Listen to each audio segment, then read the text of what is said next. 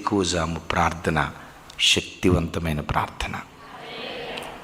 ఓ భక్తుడు అంటాడు, ఉదయం పడకల మీద నుంచి లేవటంతో ఎందుకు క్రైస్తవ జీవితంలో ఉదయకాల ప్రార్థన ప్రాముఖ్యమైందంటే ఉదయం పడకల మీద నుంచి లేవటంతో తొల్లిటి గడియ ఏది మనం చేస్తామో ఆ దినమంతా మైండ్ సెట్ అట్లా నడిపిస్తుంది. దాని ప్రభావం, దాని ఎఫెక్ట్ ఆ దినమంతా అట్లాగా ఉంటుందట.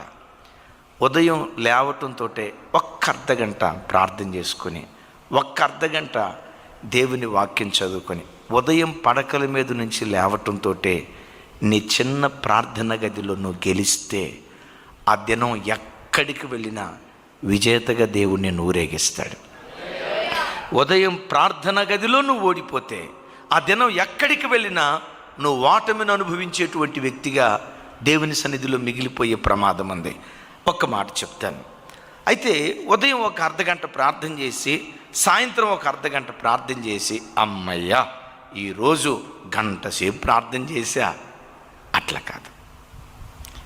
ఒక అర్ధగంట మోకరించి నువ్వు ప్రార్థన చేసిన తర్వాత కూడా నువ్వు త్రోవను వెళ్తున్నా, ఒక పని చేస్తున్నా, ఒక స్థలంలో ఉన్నా, నీ ఆత్మ ఏదో ఒక విషయం కొరకు మూలుగుతా దేవుని సన్నిధిలో ఉండాలి. నీ ఆత్మ ఏదో ఒక విషయం కొరకు దేవుని సన్నిధిలో మూలుగుతూ ఉండాలి.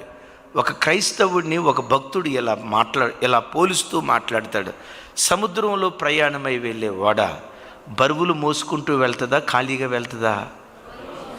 మరలా అడుగుతాను, సముద్రంలో ప్రయాణమై వెళ్ళే ఓడ ఖాళీగా వెళ్తుందా, బరువును మోసుకుంటూ వెళ్తుందా? సముద్రంలో ప్రయాణమై వెళ్ళే ఓడ బరువులు మోసుకుంటూ ఎలా వెళ్తుందో, దేవుని పిల్లలుగా మనం కదిలే ప్రతి చోట భారభరితమైన మనస్సుతో మనం కదిలేటువంటి వారిగా ఉండాలి.